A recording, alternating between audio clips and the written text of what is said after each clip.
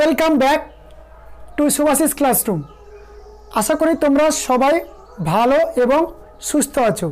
আজকের একাদশ শ্রেণীর প্রথম সেশনে আমরা রসায়নের প্রথম অধ্যায় নিয়ে আলোচনা করব, যার নাম তোমরা সবাই নিশ্চয়ই এতক্ষণে সিলেবাস দেখে ফেলেছো। এই সিলেবাসের প্রথম যে topic some basic concept of chemistry, তাকে বলা হয় রসায়ন শাস্ত্রের প্রাথমিক ধারণা সম্পর্কে আজকের আলোচনা করব। এই বেসিক কনসেপ্ট আগে তোমাকে ক্লিয়ার করতে হবে।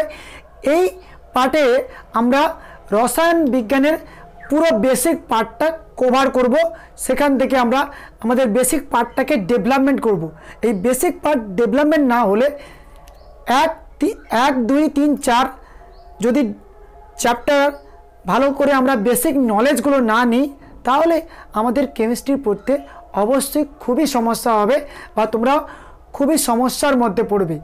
আর কোনো চিন্তা নেই, আমরা এই সেশনগুলোতে তোমাদের যাবতীয় সমস্যার সমাধান করব এবং তোমাদের কেমিস্ট্রি সংক্রান্ত যে প্রবলেমগুলো তোমরা আমাদের হোয়াটসঅ্যাপ গ্রুপ বা টেলিগ্রাম গ্রুপে জয়েন হতে পারো, সেখানে তোমাদের সমস্যাগুলো আমরা দেখে নেব। চলো আমরা শুরু করি আজকে তোমাদের একাদশ শ্রেণীর রসায়নের প্রথম class. Topic some basic concept of chemistry বা রসায়ন। রসায়ন বা কেমিস্ট্রি, যার ইংরেজি নাম আমরা কেমিস্ট্রি বলি, বাংলাতে বলি রসায়ন। প্রথমেই আসি, এই রসায়ন বা কেমিস্ট্রি কথাটা এসছে কোথা থেকে? রসায়ন বা কেমিস্ট্রি কথাটা এসছে কিমিয়া শব্দ থেকে। কিমিয়া কথার অর্থ কালো মাটি। তাহলে আমাদের এই কেমিস্ট্রি কথাটা এসছে কোথা থেকে? কিমিয়া থেকে। কিমিয়া কিমিয়া কথার অর্থ হচ্ছে কালো মাটি। কালো মাটি, যাকে হিন্দিতে বলা হয় কালো মিট্টি, এবং একে আরও বলা হয় কালো আকরিক।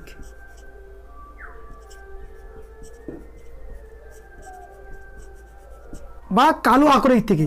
তাহলে কেমিস্ট্রি শব্দটা এসছে কোথা থেকে?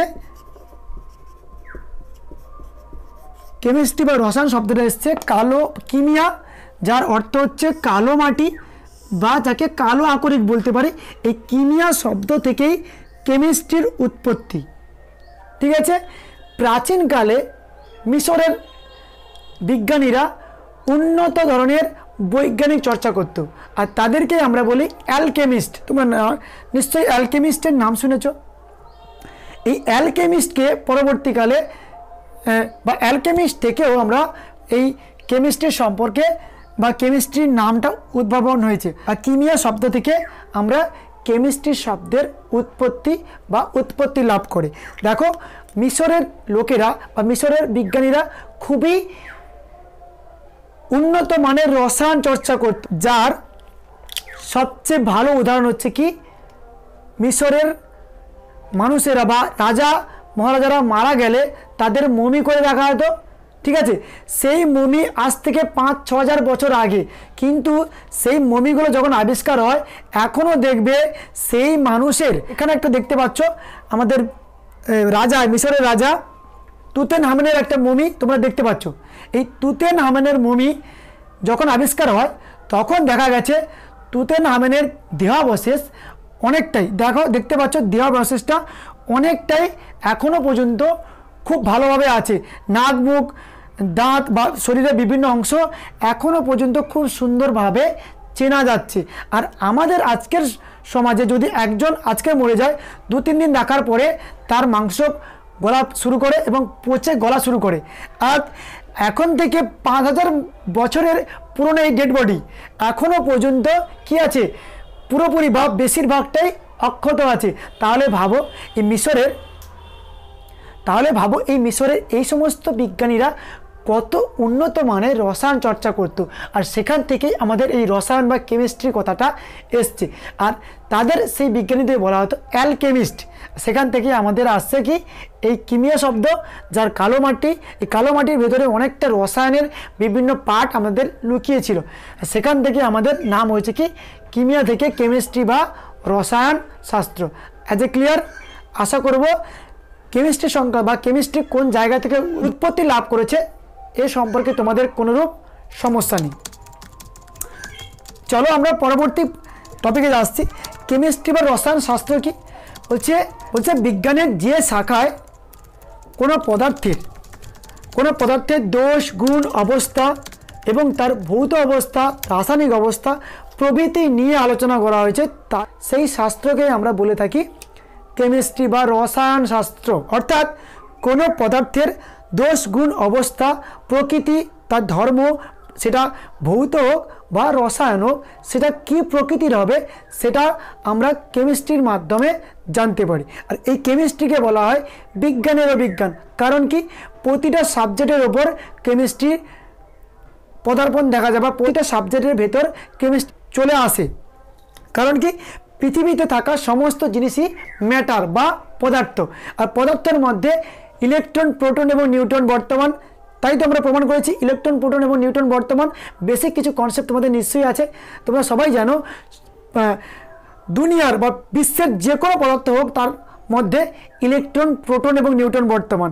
অর্থাৎ আমি কোনো বায়োলজিক্যাল কম্পাউন্ড নেই বা ফিজিক্সে কোনো কম্পাউন্ড নেই বা ম্যাথামেটিক্যালি কোনো ক্যালকুলেশন করতে হলে সেখানেও পরমাণুর বিভিন্ন অংশগুলো আমরা তুলে ধরি। অর্থাৎ প্রতিটা বিজ্ঞানের মধ্যে কেমিস্ট্রি কি আছে? লুকিয়ে আছে। এই কেমিস্ট্রি প্রতিটা বিষয়ের ওপর আধিপত্য বিস্তারের জন্য কেমিস্ট্রিকে বলা হয় কি? বিজ্ঞানেরও বিজ্ঞান। আশা করব ক্লিয়ার। এবার আমরা আসছি মেন টপিক। তোমাদের এই টপিকে তোমাকে সমস্ত কিছু জানতে হবে যেটা তোমরা 7, 8, 9, 10-এ জেনেছো, সেইগুলো আমরা আজকের সেইগুলো এই ফার্স্ট চ্যাপ্টারে আরেকবার রিভাইজ করা আছে, যাতে তোমাদের 11-এর পরবর্তী চ্যাপ্টারগুলো করতে কোনোরূপ সমস্যা না হয়। অ্যাকচুয়ালি তোমাদের কেমিস্ট্রির সূত্রপাত হচ্ছে সেকেন্ড পার্ট থেকে, স্ট্রাকচার অফ অ্যাটম থেকে, ঠিক আছে? কিন্তু আমাকে এখানে বেসিক কিছু নলেজ আমাকে নিতে হবে, যাতে পরবর্তী অধ্যায়গুলোতে আমাদের কোনোরূপ সমস্যা না হয়। দেখো, প্রথমে সূত্রপাত আমরা করছি কি? প্রথমে সূত্রপাত করছি রসায়ন বিজ্ঞানের বিভিন্ন শাখা। দেখো, রসায়ন বিজ্ঞানকে বা রসায়নকে বা কেমিস্ট্রিকে অনেক ভাগে ভাগ করা যায়, যার মধ্যে 3টে famous: inorganic chemistry, organic chemistry এবং ফিজিক্যাল কেমিস্ট্রি। এছাড়াও আমরা আমাদের কেমিস্ট্রিকে অনেকগুলো ভাগে ভাগ করতে পারি। সেই ভাগগুলো একবার দেখে নাও, যেটা আমাদের হয়তো পরীক্ষায় আসবে না, কিন্তু আমাদের জানতে তো হবে নিশ্চয়ই। তাহলে আমরা দেখে নাও রসায়ন বিজ্ঞানের বিভিন্ন শাখা। রসায়ন বিজ্ঞানের শাখা কি বললাম?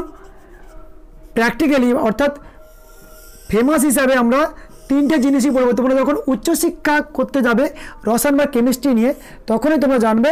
এই যখন বিএসসি করতে যাবে তখন দেখবে কেমিস্ট্রিকে 3টে ভাগে ভাগ করা হয়: ইনঅর্গানিক কেমিস্ট্রি, অর্গানিক কেমিস্ট্রি এবং ফিজিক্যাল কেমিস্ট্রি। দেখো, ইনঅর্গানিক কেমিস্ট্রি, যার বাংলা নাম হচ্ছে অজৈব রসায়ন। তোমরা 10-এ বলেছো এটা অজৈব রসায়ন, খানিকটা কিছুটা পড়েছো। আর কি? Organic chemistry.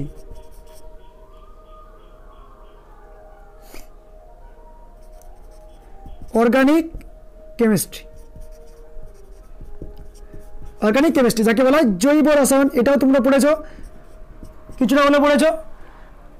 আরেকটা আছে 3টে ফিজিক্যাল কেমিস্ট্রি বা ভৌত রসায়ন, এটাও তোমরা পড়েছো। গ্যাসের আচরণ, তাই তো? এই 3টে পার্ট তোমরা পড়েছো। এছাড়াও কেমিস্ট্রিকে অনেকগুলো ভাগে ভাগ করা হয়, যাকে বলা হয় বিশ্লেষণী রসায়ন বা অ্যানালিটিক্যাল কেমিস্ট্রি।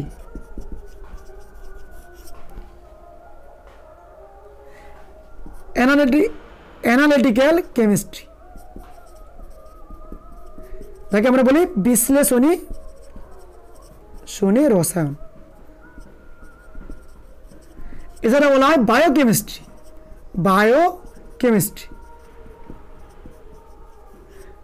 বায়োকেমিস্ট্রিকে কি বলা হয় বাংলাতে? জীব রসায়ন। কি রসায়ন? জীব রসায়ন। আরো কি আছে? জিওকেমিস্ট্রি, ভূ রসায়ন। এছাড়া আরো আছে মেডিসিনাল কেমিস্ট্রি, যাকে বলা হয় ঔষধি রসায়ন, ঔষধি রসায়ন। আরও দুটো ভাগ আছে যাকে আমরা বলি কৃষি রসায়ন বা এগ্রিকালচার, এগ্রিকালচার কেমিস্ট্রি, যাকে বলা হয় কৃষি রসায়ন। আর একটা শেষ ভাগ আমাদের তেজস্ক্রিয় রসায়ন, নিউক্লিয়ার কেমিস্ট্রি। এটা তোমরা পড়েছো, তোমরা ফিজিক্সে পড়েছো, এটা তোমাদের মাধ্যমিক চ্যাপ্টারতে যেটা ছিল আমাদের পরমাণু নিউক্লিয়াস, সেখানে আমরা কেমিস্ট্রিও ব্যবহার করি। এটা হচ্ছে কি আমাদের তেজস্ক্রিয় রসায়ন।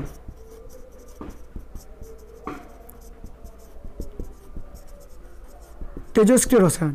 তাহলে মোটামুটিভাবে এই এতগুলো ভাগে ভাগ করা হয় রসায়নবিদ্যাকে, যার মধ্যে তিনটে তোমাকে মেন পার্ট কোনটা? তিনটে, ইনঅর্গানিক কেমিস্ট্রি, অর্গানিক কেমিস্ট্রি এবং ফিজিক্যাল কেমিস্ট্রি। এছাড়াও এই তিনটে হচ্ছে আমাদের ফেমাস, এই তিনটে আমাদের মেন পাঠ্য বিষয়। এগুলো তাছাড়াও আমরা এই এতগুলো বিষয়কে আমরা কি করতে পারি? কেমিস্ট্রিকে ভাগ করতে পারি। যেমন এখানে আমরা বিশ্লেষণ করি বা অ্যানালাইসিস করি এই কেমিস্ট্রিতে, যেখানে যাকে বলা হয় কি অ্যানালিটিক্যাল কেমিস্ট্রি বা বিশ্লেষণী রসায়ন। আর জীব রসায়নে আমরা কী করি? জীববিদ্যা সংক্রান্ত রাসায়নিক কাজ করি। ভূ রসায়ন অর্থাৎ মাটির বিভিন্ন রাসায়নিক কাজ করি।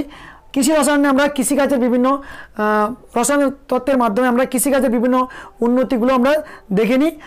ঔষধি রসায়নে আমরা বিভিন্ন মেডিসিন, আমরা যে ঔষধ ব্যবহার করি, জীববিদ্যায় যে আমরা ওষুধ, যে বিভিন্ন আমাদের জ্বর হলে বা কাশি বা অন্য কোনো রোগ, সেটা ক্যান্সার বা হচ্ছে আমাদের এছাড়া বিভিন্ন রোগের ডাক্তার কিন্তু আসে আমাদের কি থাকে? আমাদের বায়োলজি থেকে, অর্থাৎ আমাদের যারা মেডিকেল পড়ে তাদের থেকে ডাক্তার আসে, কিন্তু ডাক্তার যে ওষুধটা ইউজ করে সেটা হচ্ছে আমাদের কেমিস্ট্রি দান। এই জন্যই বলি কেমিস্ট্রিকে বিজ্ঞানেরও বিজ্ঞান বলা হয়, কারণ কেমিস্ট্রি প্রতিটা বিজ্ঞানের মধ্যে কোনো না কোনোভাবে জড়িয়ে আছে। এই জন্য কেমিস্ট্রিকে বলা হয় কি বিজ্ঞানেরও বিজ্ঞান। এইগুলো হলো আমাদের বিজ্ঞানের বিভিন্ন শাখা। এবার আমরা ঢুকছি মেন পার্টে। আমরা প্রথমেই পড়ব কি পদার্থের বিভিন্ন ধারণা, কারণ কি কেমিস্ট্রি মানেই কি পদার্থ, অর্থাৎ দুনিয়ার বা পৃথিবীর যে কোনো জিনিসই হচ্ছে ম্যাটার। সেটা আমিও ম্যাটার, তুমিও ম্যাটার, তোমার ফোন, তোমার যাবতীয় যা কিছু হচ্ছে সবই পদার্থের মধ্যে পড়ে। ঠিক আছে, আর সেই পদার্থকে আমরা দেখে নেব আজকের প্রথম পার্টেই। তাহলে আমরা পদার্থ কাকে বলা হয়?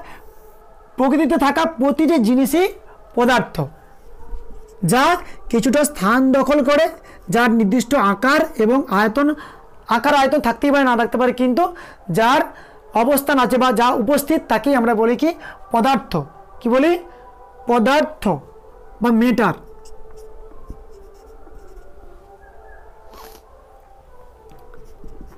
এই প্রথমে আমরা জানবো কি এই পদার্থের শ্রেণীবিন্যাস করব, কারণ এই পদার্থ অনেক ভাগে ভাগ করা যায়। এই পদার্থকে আমরা দুভাবে ভাগ করতে পারি, একটা হচ্ছে ফিজিক্যাল প্রপার্টি আর একটা হচ্ছে কেমিক্যাল প্রপার্টি। কি বললাম? আমরা পদার্থকে দুভাগে ভাগ করতে পারি, কার বেসিসে? একটা হচ্ছে কি ফিজিক্যাল প্রপার্টি, অর্থাৎ ভৌত প্রকৃতির উপর কি করে বিশ্লেষণ করে, অর্থাৎ ভৌত প্রকৃতির দিক থেকে ফিজিক্যাল প্রপার্টি।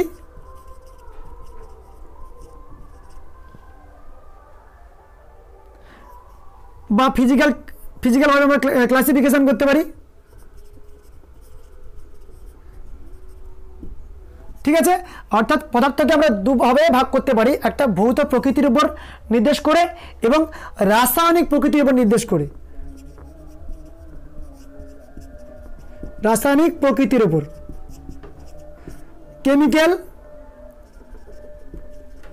Chemical classification.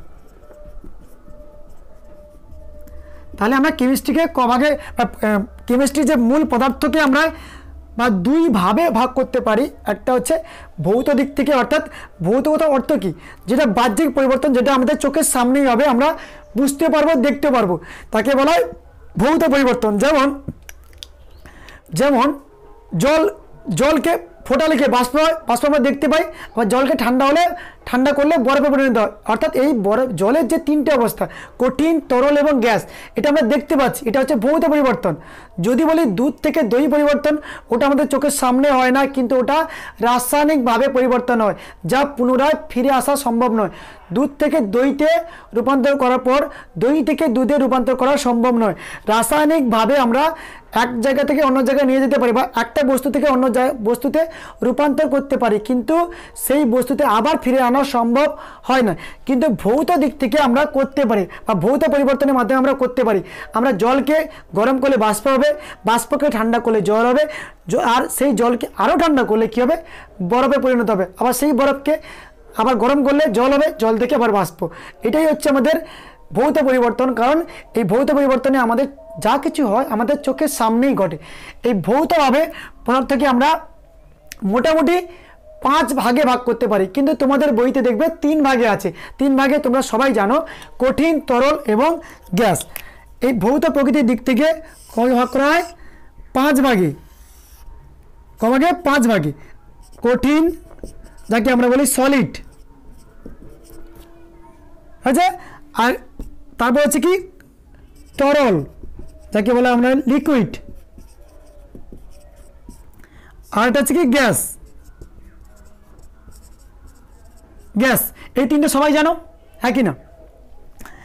আর দুটো যেটা আছে সেটা হচ্ছে প্লাজমা। এটা খুব হাই টেম্পারেচার থাকে প্লাজমা, অর্থাৎ ম্যাগমা, ভূগর্ভস্থ ম্যাগমা বা সূর্যে থাকা যে সমস্ত রাসায়নিক প্রক্রিয়া বলে যে সমস্ত আঙ্গার বা আগুন তৈরি হয়, বা যেটা সূর্যে যেটা থাকে সেটা সূর্যের যে অবস্থাটা সেটা হচ্ছে আমাদের প্লাজমা দশা, বা আমাদের ভূগর্ভস্থ থেকে যে ম্যাগমা উঠে আসে ভেতরে থাকাকালীন যে অবস্থাটাকে বলা হয় কি, ওটাকে বলা হয় কি প্লাজমা দশা। আরেকটা আছে কি বিইসি, বোস আইনস্টাইন কনডেন্সেটেড। এটা এখনও পরীক্ষা নিরীক্ষা চলছে। মোটামুটি আমাদের পড়তে হবে কি কঠিন, তরল এবং গ্যাস সম্পর্কে। এইটাই হচ্ছে পদার্থের মোটামুটি 3টে অবস্থা, কঠিন, তরল এবং গ্যাসীয়, যার মধ্যে একটা জল হচ্ছে, যার মধ্যে 3টে অবস্থা বর্তমান এবং বাহ্যিক পরিবর্তন আমরা লক্ষ্য করতে পারি। এটা তোমাদের সবারই জানা, ঠিক আছে? এবার এই 3টের মধ্যে পার্থক্য একটু বলে দিই। কঠিনের নির্দিষ্ট আকার এবং আয়তন এবং ভর বর্তমান, ভর তো থাকবেই, আকার এবং আয়তন বর্তমান, কিন্তু তরলের শুধুমাত্র কি আছে, আয়তন বর্তমান। আর গ্যাসের আকার আয়তন কোনোটাই নেই, নির্দিষ্ট আকৃতি আকার আয়তন কোনোটাই নেই, এদের আকৃতি বর্তমান, এদের আকার আয়তন এবং আকৃতি কোনোটাই নেই। এই কঠিনের মধ্যে অণুগুলো খুব কাছাকাছি অবস্থান করে, ফলে কঠিনের ভর তুলনামূলকভাবে তরলের এবং গ্যাসের থেকে বেশি হয়। তরলের অণুগুলো একটু কঠিনের তুলনায় দূরে থাকে, গ্যাসের সবচেয়ে দূরে থাকে, এবং গ্যাসের আয়তন আমরা এক্সপ্যান্ড করতে পারি, বাড়াতে বা কমাতে পারি, কারণ গ্যাসের মলিকুলগুলো অনেক দূরে অবস্থান করে এবং যাদের আমরা চাপ প্রয়োগ করে, কখনো উষ্ণতা প্রয়োগ করে আমরা কি করতে পারি, গ্যাসের আয়তন কমাতে বাড়াতে পারি। অর্থাৎ গ্যাসের আয়তন ফিক্সড নয়, গ্যাস নির্দিষ্ট যে পাত্রেই রাখা হয় সেই পাত্রে আয়তন দখল করে। নির্দিষ্ট কোনো গ্যাসের আয়তন আমরা ফিক্সড করতে পারি না, গ্যাসকে আমরা যে পাত্রে রাখি সেই পাত্রে আয়তন দখল করতে পারি। যদি বোঝা না যায় আর একভাবে বলছি, দেখো, যদি আমরা একটা কন্টেনার নিই, যদি আমরা এখানে ধরো আমি বললাম এই কন্টেনারের আয়তন হচ্ছে 20 লিটার আয়তন, আমি এখানে বললাম আমি এটা 2 কিলো বস্তু রাখছি, বা 2 লিটার আয়তনে আমরা কি রাখছি, বস্তু রাখছি, কঠিন বস্তু। তাহলে কঠিন কি করবে, এই জায়গাটা নেবে আর বাকি 18 লিটার যে জায়গাটা ছেড়ে দেবে, ফাঁকা রাখবে। আমরা তরল যদি করতাম এই একই রকমভাবে 2 লিটার নিই, তাহলে তরল একটা জায়গা থাকবে কি, এই জায়গাটা নেবে আর বাকি অংশ কী করে, ফাঁকা রাখবে। কিন্তু যদি এখানে গ্যাস রাখি, গ্যাস হবে কি, গ্যাস কিন্তু এই 2 লিটারের জায়গা নেবে আর 18 লিটার কি বাদ দেবে, কখনোই বাদ দেবে না। কারণ কি, গ্যাস এই পাত্রের পুরো অংশটায় কী হবে, ছড়িয়ে পড়বে। কারণ গ্যাসের অণুগুলো গতিশীল এবং এরা দূরে অবস্থান করতে সক্ষম। কারণ তখন এই 2 লিটার গ্যাসের আয়তন কত হবে, তখন হবে 20 লিটার। তাহলে দেখো আমরা ইচ্ছা খুশিভাবে কী করতে পারি, বা গ্যাসের আয়তন ফিক্স নেই, নিয়েছিলাম 2 লিটার, এখন এই জায়গায় রাখার ফলে তার আয়তন কত হয়েছে, 20 লিটার। এই জন্য আমরা গ্যাসের আয়তন কি থাকে না, ফিক্স থাকে না। আশা করব কঠিন, তরল এবং গ্যাসের মধ্যে কোনো সমস্যা নেই। এবার আসছি আমরা রাসায়নিক প্রকৃতির দিক থেকে আমরা পদার্থকে কভাগে ভাগ করতে পারি বা কীভাবে ভাগ করি। সবচেয়ে গুরুত্বপূর্ণ এটা তো আমরা সবাই জানি, ছোটোবেলা থেকেই পড়ছি। দেখো রাসায়নিক প্রকৃতি হিসাবে প্রকৃতির দিক থেকে আমাদের পদার্থকে দুভাগে ভাগ করা হয়। একটা হচ্ছে ফার্স্ট হচ্ছে কি বিশুদ্ধ পদার্থ, বিশুদ্ধ পদার্থ, আর এটা হচ্ছে অবিশুদ্ধ পদার্থ, অবিশুদ্ধ অবিশুদ্ধ পদার্থ। বিশুদ্ধ পদার্থ কাকে বলা হয়, যে পদার্থের মধ্যে একই রকম মলিকুল বর্তমান, একই রকম, গ্যাসের মলিকুল হলে গ্যাসের মলিকুল, কঠিনের মলিকুল হলে কঠিনের মলিকুল, ঠিক আছে, বা যে কোনো গ্যাস হলে গ্যাস, তরল হলে লিকুইড হলে লিকুইড এবং কঠিন হলে কঠিন, তাকেই বলা হয় কি বিশুদ্ধ পদার্থ। অর্থাৎ বিশুদ্ধ পদার্থ তাকেই বলা হয় যে পদার্থের মধ্যে একটি মাত্র উপাদান থাকে, তাকে বলা হয় কি বিশুদ্ধ পদার্থ। আর যার মধ্যে একাধিক উপাদান থাকে, ঠিক আছে, তাদেরকে বলা হয় কি মিশ্র পদার্থ। এবং এই বিশুদ্ধ পদার্থের নির্দিষ্ট ফর্মুলা বর্তমান, যেমন কার্বন, কার্বনের ফর্মুলা কি সি, সোডিয়াম এর ফর্মুলা কি Na, ক্লোরিন এর ফর্মুলা কি Cl। কিন্তু আমি যদি বলি রক্তের ফর্মুলা কি বা রক্তের সংকেত কি, তুমি বলতে পারবে? সম্ভব নয়। যদি বলি বায়ুর ফর্মুলা কি, বলতে পারবে? বায়ুতে থাকা বিভিন্ন গ্যাস তো থাকে, কিন্তু বায়ুর ফর্মুলা নির্দিষ্ট আছে, নেই। যদি বলি আমি আমাদের সমুদ্রের জলের ফর্মুলা কি, বলতে পারবে? সম্ভব নয়। কিন্তু জলের ফর্মুলা আমরা জানি, কিন্তু সমুদ্রের জলে তো শুধুমাত্র জল থাকে না, আরও অনেক কিছুই থাকে। অর্থাৎ এই অবিশুদ্ধ পদার্থের মধ্যে কোনোরূপ ফর্মুলা বা নির্দিষ্ট আমাদের সংকেত থাকে না। যেমন দুধের ফর্মুলা বলতে পারবে? অবশ্যই না। দুধের মধ্যে অনেক কিছু আছে, ভিটামিন, ক্যালসিয়াম, হ্যানত্যান অনেক কিছুই আছে, কিন্তু এর নির্দিষ্ট কোনো ফর্মুলা থাকে না। তার জায়গায় আমাদের বিশুদ্ধ পদার্থের নির্দিষ্ট আমরা ফর্মুলা পেয়ে থাকি। বিশুদ্ধ পদার্থকে দুভাগে ভাগ করা হয়। একটা হচ্ছে কি মৌলিক পদার্থ, এটা তোমরা সবাই জানো, মৌলিক। আর এটা হচ্ছে যৌগিক। অর্থাৎ যে বিশুদ্ধ পদার্থের মধ্যে একটি মাত্র এলিমেন্ট থাকে, অর্থাৎ একটি মাত্র এলিমেন্ট দ্বারা গঠিত বা একটি মাত্র পদার্থ দ্বারা গঠিত পদার্থকে আমরা বলি কি মৌলিক পদার্থ। কি বলি? মৌলিক। আর যদি একাধিক হয় তখন তাকে বলা হয় যৌগিক। যেমন বললাম অক্সিজেন, অক্সিজেন যদি বলি সোডিয়াম, তাহলে দেখো এরা একাই আছে individual. Ferrous, iron, copper, cobalt, nickel, phosphorus, sulphur, এগুলো সব কি মৌলিক, কারণ এদের মধ্যে একটি মাত্র পদার্থ বর্তমান। আর যৌগিক কি এক বা একাধিক পদার্থ যদি যুক্ত হয় বা একসঙ্গেই থাকে তাদের আমরা বলি কি যৌগিক। যখনই দেখবে এদের মধ্যে কেউ না কেউ কোনো দুজন বা তিনজন একসাথেই থাকবে তখন তাকে বলা হয় কি, তখন তাকে বলা হয় কি যৌগিক। যেমন দেখো CO2 কার্বন ডাইঅক্সাইড, এখানে কার্বন এবং অক্সিজেন, তার জন্য কে বলা হয় কি যৌগিক, দুজন একসাথে মিশে আছে। CO3 কার্বনেট, এটা দেখো যৌগিক। CH4 মিথেন, এটাও দেখো যৌগিক। H2 জল, যৌগিক। এদেরও নির্দিষ্ট কি আছে, এদেরও নির্দিষ্ট সংকেত আছে, এদেরও নির্দিষ্ট সংকেত আছে। অর্থাৎ বিশুদ্ধ পদার্থে আমাদের সংকেত আছে, আমরা নিশ্চয়ই জানি। এবার মৌলিক পদার্থ তাদেরই বলা হয় একটি মাত্র পদার্থ নিয়ে গঠিত, তাকে বলা হয় কি মৌলিক। আর একাধিক হলে তাকে বলা হয় কি যৌগিক। যে ক্লিয়ার? আশা করবো ক্লিয়ার। চলো আমাদের এই সেশনটিকে লাইক এবং শেয়ার করো, বন্ধুদের সঙ্গে শেয়ার করো, যাতে আমাদের এই সেশনটা তাদের কাছেও পৌঁছে যায় এবং তাদেরও সুবিধা হয়। এবং যারা আমাদের ক্লাসে নতুন তারা আমাদের এই চ্যানেলটিকে সাবস্ক্রাইব করে রাখো। এবার দেখো এই মৌলিক পদার্থ আর বিশুদ্ধ পদার্থকে কবে ভাগ করা হয়, তাহলে মৌলিক এবং যৌগিক। এবং এই মৌলিক এবং যৌগিককে, এই যৌগিককে আবার দুভাগে ভাগ করা হয়। যৌগিককে আবার কবে ভাগ করা হয়? দুভাগে। কভাগে? দুভাগে। একটা হচ্ছে অজৈব, যাকে আমরা বলি ইনঅর্গানিক, আর এটা হচ্ছে জৈব। অর্গানিক হয়েছে। এছাড়া আমরা কার্বনিক ভাগ করতে পারি, অকার্বনিক ভাগ করতে পারি। অজৈবকে আমরা অকার্বনিকও বলতে পারি, আর জৈবকে আমরা কার্বনিক বলি। ঠিক আছে, আগে বলতাম, এখন বলি না, কারণ কার্বন ছাড়া জৈব যৌগ গঠন হওয়া সম্ভব নয় আমরা দেখি, কিন্তু কার্বন থাকলেই যে জৈব যৌগ হবে সেটা নিশ্চয়তা এখন আমরা পাই না। যেমন কার্বন ডাইঅক্সাইডের মধ্যে CO2-এর মধ্যে কার্বন আছে, কিন্তু এটা জৈব যৌগ নয়, এটা অজৈব যৌগ। তাহলে আমরা বলতে পারি না এই কার্বন থাকাই মানে কি জৈব যৌগ, এটা আমরা বলতে পারি না। তাহলে যৌগিক পদার্থকে দুভাগে ভাগ করা, একটা অজৈব পদার্থ, একটা জৈব পদার্থ। ক্লিয়ার? বিশুদ্ধ পদার্থ আরেকটা ভাগ মৌলিক পদার্থ। মৌলিক পদার্থ কাকে বলা হয়? যার মধ্যে একটি মাত্র পদার্থ বর্তমান বা একই রকম পদার্থ বর্তমান।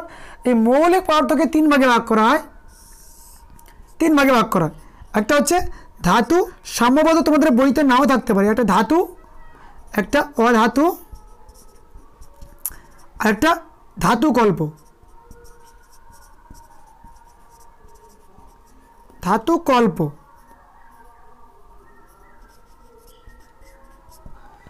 অর্থাৎ বিশুদ্ধ পদার্থকে দুভাগে ভাগ করা, একটা মৌলিক আর যৌগিককে দুভাগে ভাগ করা, একটা অজৈব একটা জৈব। আর মৌলিক পদার্থকে তিন ভাগে ভাগ করা হয়, ধাতু, অধাতু এবং ধাতুকল্প। এটা তোমাদের থাকতে পারে, নাও থাকতে পারে। ধাতু কাকে বলা হয়? যার মধ্যে ধাতব গুণ বর্তমান, যা তড়িৎ তাপ ও তড়িতে সুপরিবাহী এবং যা দেখতে চকচকে, যা অনেকটা কঠিন প্রকৃতির হয় বা যার কাঠিন্য অনেকটা বেশি, তাদেরকে আমরা বলি ধাতু। ঠিক তার উল্টোটা, যা তাপ ও তড়িতে কুপরিবাহী, যা দেখতে অনুজ্জ্বল, যা আঘাতে ধাতব শব্দ উৎপন্ন হয় না, তাদেরকে আমরা বলি অধাতু। এবং যার মধ্যে ধাতুর এবং অধাতুর গুণ দুটোই আছে, তাদেরকে বলা হয় কি? ধাতুকল্প। যেমন সিলিকন, এটা হচ্ছে গ্রাফাইট। আর এটা হচ্ছে আমাদের, তুমি আয়রন নাও, কপার নাও, পারদ নাও, সবই হচ্ছে কি ধাতু। এখান থেকে একটা কোশ্চেন আসে, একটি তরল ধাতুর নাম বলো, সেটা হবে কি? আমাদের পারদ। আর একটি অধাতুর নাম বলো যা তড়িতের সুপরিবাহী, সেটা হচ্ছে কি? গ্রাফাইট বা পেন্সিলের শিট। এটা তোমরা সবাই জানো। এই ধাতু, অধাতু এবং ধাতুকল্পকে আমাদের ইলেকট্রনিক্স ভাষায়, অর্থাৎ ফিজিক্সের ভাষায় বা ফিজিক্সের তড়িতের ভাষায় এই তিনটাকে আবার আলাদা নাম দেওয়া আছে। এই তিনটাকে বলা হয়, একটাকে বলা হয় পরিবাহী, কারণ এটা পরিবহন করে। কি পরিবহন করে? তড়িতের পরিবহন করে বলে একে পরিবাহী বলা হয়। আর এটা করে না বলে কে বলা হয় কি? অপরিবাহী বা কুপরিবাহী, বা একে বলা হয় অন্তরক। ঠিক আছে, এই তিনটে নাম বলা হয়। এই ধাতুকল্পকে বলা হয় কি? অর্ধপরিবাহী। কি বলা হয়? অর্ধপরিবাহী। ঠিক আছে, অর্থাৎ এর মধ্যে দিয়ে কারেন্ট যেতে দেয়, কিন্তু খুব ভালো করে যেতে দেয় না, কম যেতে দেয়। অর্থাৎ যে সমস্ত ইলেকট্রনিক যন্ত্রপাতিতে আমাদের কম লাগবে কারেন্ট, সেখানে আমরা কি করি? অর্ধপরিবাহী হিসাবে আমরা কি করি? সিলিকন ব্যবহার করি। যেমন আমাদের মোবাইল, টিভি, ল্যাপটপ, এখানে দেখো কম আমাদের কারেন্ট দরকার, তার জন্য আমরা কি করি? এই অর্ধপরিবাহীগুলো ব্যবহার করি। এবার যে সমস্ত জায়গায় বেশি কারেন্টের প্রয়োজন, যেমন তড়িৎবাহী তার, ঠিক আছে, অ্যালুমিনিয়াম, কপার, এগুলো আমরা ব্যবহার করি। এই কপারে কি খুব ভালোভাবে কারেন্ট যায়। সবচেয়ে ভালো কন্ডাক্টর বা তড়িৎ পরিবাহীর নাম হচ্ছে রূপো। সবচেয়ে বেশি তড়িৎ পরিবাহী পদার্থের নাম হচ্ছে কি? রূপোর মধ্যে দিয়ে খুব ভালো কারেন্ট ফ্লো হতে পারে এবং রূপোকে আমরা ব্যবহার করতে পারি, কিন্তু রূপো এত কস্টলি, আমরা ব্যবহার করি না। আশা করব মৌলিক পদার্থের তিনটে ভাগ তোমাদের কাছে ক্লিয়ার। এবার দেখো বিশুদ্ধ অবিশুদ্ধ পদার্থ বা যাকে আমরা বলি মিশ্র পদার্থ তাদের বলা হয় যাদের কোনো ফর্মুলা থাকে না, অর্থাৎ ইন্ডিভিজুয়াল কোনো ফর্মুলা থাকে না, যা অনেক কিছুর মিশ্রণে তৈরি হয়, তাদেরকে আমরা বলি মিশ্র পদার্থ। যেমন রক্ত, দুধ, নোংরা জল। ঠিক আছে, জলের ফর্মুলা আছে, কিন্তু নোংরা তো ফর্মুলা হয় না। তাহলে এই সমস্ত পদার্থগুলোকে বলা হয় কি? মিশ্র পদার্থ বা আমাদের অবিশুদ্ধ পদার্থ। এটাকে আবার দুভাগে ভাগ করা, কভাগে দুভাগে। একটা হচ্ছে সমসত্ব কাকে বলা হয়? বলছে যে মিশ্রণে মিশ্রিত পদার্থগুলোর অনুপাত সমান থাকে বা প্রায় সমান থাকে তাদেরকে আমরা বলি সমসত্ব মিশ্রণ বা সমসত্ব মিশ্র পদার্থ। ঠিক আছে, যেমন চিনির শরবতে জল এবং চিনি মেশানো হয় এবং এই মেশানো পদার্থগুলো প্রায় সমান থাকে বা প্রায় কাছাকাছি থাকে, ফলে আমরা এখানে বাইরে থেকে দেখতে পাই না বা এই মিশ্রণের কণাগুলো আমরা বাইরে থেকে দেখতে পাই না। যদি আমরা টিন্ডাল ক্রিয়া প্রয়োগ করি তখন আমরা খানিকটা হলেও দেখতে পাই, কিন্তু তার আগে আমরা সমসত্ব মিশ্রণ দেখতে আমরা পাই না বা কণাগুলোকে আমরা দেখতে পাই না, ওটাকেই আমরা বলি সমসত্ব মিশ্রণ। আর আরেকটা হচ্ছে কি অসমসত্ব মিশ্রণ। অসমসত্ব এটা কি বলছে, এই দ্রবণের কণাগুলো বা এই মিশ্রণের কণাগুলোকে আমরা খালি চোখে দেখতে পারি, খুব সহজেই খালি চোখে দেখতে পারি, যার একটা উদাহরণ হচ্ছে কলয়েড মিশ্রণ। তোমরা 9 টপিকে পড়েছো, সেই পদার্থের যখন শ্রেণী বিন্যাস আমরা করি সেখানেই আমরা জেনেছিলাম কি অসমসত্ব মিশ্রণ, যেখানে মিশ্রণের কণাগুলোকে আমরা খালি চোখে দেখতে পারি। ঠিক আছে, তাহলে আশা করবো এটা কমপ্লিট। তাহলে এই গেল মোটামুটি আমাদের পদার্থের classification of matter, classification of matter. আশা করবো তোমাদের কাছে ক্লিয়ার। তাহলে মোটামুটি পদার্থকে আমরা ভৌত প্রকৃতির দিক থেকে এবং রাসায়নিক প্রকৃতির দিক থেকে এই এতগুলো ভাগে আমরা ভাগ করতে পারি। যার এই ভৌত প্রকৃতির দিক থেকে আমরা 5 ভাগে ভাগ করি, যার 3টে আমাদের কি লাগবে, কাজে লাগবে আমাদের পড়ার। এই 3টে কঠিন তরল গ্যাস, এছাড়াও প্লাজমা এবং বিইসি আছে, সেটা আমাদের ততটা বেশি লাগে না, এটা তো আমাদের এখনও রিসার্চ চলছে, আর এটা আমাদের অনেক উচ্চ টেম্পারেচারে আমরা দেখতে পাই। এবং রাসায়নিকভাবে আমরা দুভাগে ভাগ করতে পারি, একটা বিশুদ্ধ পদার্থ, একটা অবিশুদ্ধ পদার্থ। এই বিশুদ্ধ পদার্থকে দুভাগে ভাগ করা, একটা মৌলিক, একটা যৌগিক। মৌলিককে আমরা 3 ভাগে ভাগ করা হয়, ধাতু, অধাতু এবং ধাতুকল্প। যৌগিককে দুভাগে ভাগ করা হয়, অজৈব এবং জৈব, যাকে আমরা বলি ইনঅর্গানিক এবং অর্গানিক। এবং এখানেও আমরা বলছিলাম দুটো জিনিস যেখানে আরও ভাগে ভাগ করা হয়, এটা হচ্ছে কার্বনিক, একটা হচ্ছে অকার্বনিক।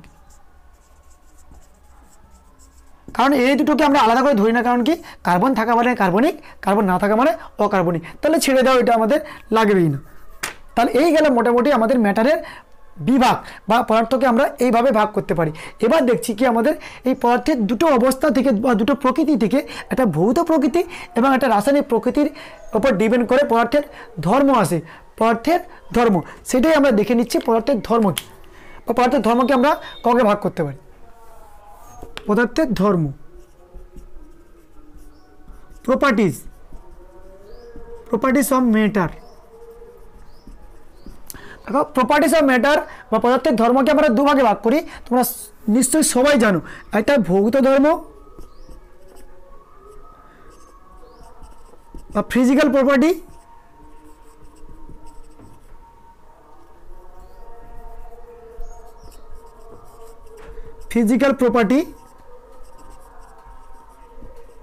আর এটা হচ্ছে কি আমাদের রাসায়নিক ধর্ম,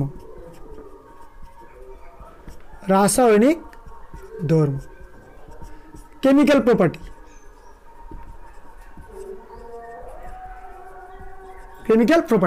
তাহলে পদার্থের ধর্মকে আমরা দুভাগে ভাগ করতে পারি বা ক্লাসিফিকেশন আমরা দুভাগে করতে পারি। এই পদার্থের ধর্মকে আমরা দুভাগে ভাগ করতে পারি, একটা হচ্ছে ভৌত ধর্ম, একটা রাসায়নিক ধর্ম।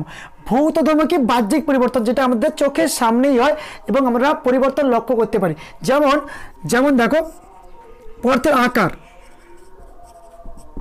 পরিবর্তন আমরা দেখতে পারি। যেমন আকার কি, পদার্থের কঠিন, তরল এবং গ্যাসের। যেমন আমরা জলকে গরম করলে কি হবে, বাষ্প হবে, সেটা আমরা দেখতে পাবো।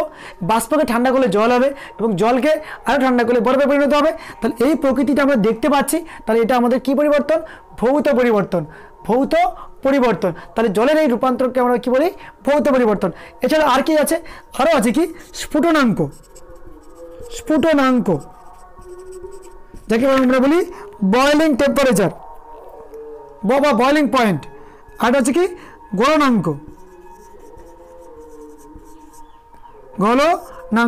এই সমস্তগুলো আমাদের কি প্রপার্টি হচ্ছে, দ্রব্যতা, গন্ধ, বর্ণ, এগুলো আমাদের চাক্ষুষ পরিবর্তন আমরা লক্ষ্য করতে পারি। তার জন্য আমরা বলি কি ভৌত পরিবর্তন। আর রাসায়নিক পরিবর্তন কি, যেটা আমাদের পরিবর্তনটা হলে দেখতে পাবো, একটা ছিল আবার একটা পরিবর্তনে আমরা হলে দেখতে পাবো, কিন্তু পরিবর্তনের সময় আমরা কোনোরূপ বুঝতে পারবো না। যেমন দুধ থেকে দই তৈরি, দুধ থেকে দই রাসায়নিক প্রক্রিয়া, এই রাসায়নিক প্রক্রিয়ার সময় আমরা বুঝতেই পারবো না দুধ থেকে কখন দইতে রূপান্তরিত হয়েছে। কিন্তু এই দুধ থেকে আবার দইতে বা দই থেকে দুধতে আবার রূপান্তর হওয়া সম্ভব নয়। এই ভৌত প্রকৃতিতে যদি আমরা জলকে টেম্পারেচার লাগাই তাহলে কি হয়, বাষ্পকে আবার ঠান্ডা করলে টেম্পারেচার কমালে কি হবে, জল, আবার জলের টেম্পারেচার কমালে আবার কি হবে, বরফ। এই প্রকৃতিগুলো আমরা করতে পারবো, আমাদের চোখের সামনেই হবে। কিন্তু এই দুধ থেকে দই তৈরি যখনই হবে, কিন্তু সেই প্রক্রিয়াটা একটা রাসায়নিক প্রক্রিয়া, যা আমাদের চোখের সামনে হবে না, কিন্তু ভেতরে ভেতরে হবে, আমরা বুঝতেই পারবো না। কিন্তু এখানে দেখো বরফ থেকে জলে আনতে পারবো, জল থেকে এই বরফ থেকে জলে, জল থেকে বাষ্প থেকে আবার জলে আনতে পারবো, আবার জল থেকে আবার বরফে আনতে পারবো। অর্থাৎ ভৌত প্রকৃতিতে একটা রূপান্তর হলে আবার নিয়ে আসতে পারি, কিন্তু রাসায়নিক ধর্মের জন্য রাসায়নিক প্রপার্টি একবার চেঞ্জ হলে আর ফিরে আসা সম্ভব নয়। তা এর উপর ডিপেন্ড করে আমরা ভৌত পরিবর্তন এবং রাসায়নিক পরিবর্তন সম্পর্কে জানবো। রাসায়নিক পরিবর্তন এবং ভৌত পরিবর্তন পরবর্তী টপিকে আলোচনা করব। আজকের আমরা ক্লাসটা এই পর্যন্তই বা এই টপিকটা বলে শেষ করব। দেখো রাসায়নিক ধর্ম আমরা কি বললাম, রাসায়নিক ধর্ম যে ধর্ম ভেতরে রূপান্তর হয় বা যা পরিবর্তন আমাদের চাক্ষুষ হয় না, যা রাসায়নিকালি বা রাসায়নিকভাবে নিয়ন্ত্রিত হয়, তাদেরকে আমরা বলি কি, রাসায়নিক ধর্ম। ধরো ক্যালসিয়াম কার্বনেট থেকে ক্যালসিয়াম অক্সাইড এবং আমাদের যে কার্বন ডাইঅক্সাইড উৎপন্ন হয়, এটা আমাদের চোখের সামনেই হয়, কিন্তু আমরা এখানে বুঝতেই পারি না কীভাবে উৎপন্ন হয়, কিন্তু সেটা একটা রাসায়নিক প্রক্রিয়া, সেটা একটা রাসায়নিক প্রক্রিয়া। রাসায়নিক প্রক্রিয়াকে আমরা চোখে দেখতে পাই না, কিন্তু ভৌত প্রক্রিয়াকে বা ভৌত ধর্মকে আমরা চাক্ষুষ দেখতে পারি। যেমন বর্ণ, গন্ধ আমরা নাকে বা শুনতে পারি, বর্ণ আমরা দেখতেই পাই, আর বর্ণের পরিবর্তন আমরা লক্ষ্যও করতে পারি। এই সমস্তগুলো আমরা দেখতে পাই বলে একে বলা হয় ভৌত ধর্ম, আর এগুলোকে আমরা চাক্ষুষ দেখতে পাই না বলে আমরা বলি রাসায়নিক ধর্ম। এর উপরেই ডিপেন্ড করে আমাদের আসবে ভৌত পরিবর্তন এবং রাসায়নিক পরিবর্তন, সেটা পরবর্তী ক্লাসে করব। ততক্ষণ তোমরা ভালো থেকো, সুস্থ থাকো। আমাদের এই সেশনটি ভালো লেগে থাকলে লাইক এবং শেয়ার করো, এবং যারা আমাদের এই ক্লাসে নতুন তারা আমাদের এই চ্যানেলটিকে সাবস্ক্রাইব করে রাখো। প্রথমেই এই শেষেই বলে রাখি, এটা মাধ্যমিকের সিলেবাস নয়, এটা সম্পূর্ণ 11-12 একটা সিলেবাস আমরা অবতারণা করছি। অতএব এখানে কন্টিনিউয়াসলি পড়তে হবে, এইটা মাথার মধ্যে ঢুকিয়ে রাখো। এখানে বেসিক নলেজ থেকে শুরু করে একদম হাই লেভেলের নলেজ তোমাকে রাখতে হবে, এবং তোমার সেই জ্ঞানগুলো তোমরা পরীক্ষা খাতায় তুলে আসতে পারবে। যদি তোমরা ভাবো এখানে মুখস্থ বিদ্যাকে কাজে লাগিয়ে আবারও মাধ্যমিকের মতো রেজাল্ট করে যাবে, তাহলে এটা সম্ভব নয়। প্রথমে এখানে বলে দিচ্ছি, এখানে কন্টিনিউয়াসলি পড়তে হবে, সেটা 2 ঘন্টা হোক 3 ঘন্টা হোক, পার ডে কন্টিনিউয়াস পড়লে তোমাদের কোনোরূপ সমস্যা হবে না। আর যারা আমাদের এই সেশনটিকে দেখছো, তারা যদি আমাদের হোয়াটসঅ্যাপ এবং টেলিগ্রাম চ্যানেলে যুক্ত হতে চাও, তাহলে আমরা ডেসক্রিপশানে বক্সে তোমরা চলে যাও, সেখান থেকে তোমরা লিঙ্ক পেয়ে যাবে, এবং তোমাদের যাবতীয় সমস্যাগুলো ওই গ্রুপে তোমরা বলতে পারো। আমরা আশা করব তোমাদের সমস্যাগুলো সমাধান করার। ঠিক আছে, আবার দেখা হবে পরের ভিডিওতে বা পরের সেশনে গিয়ে।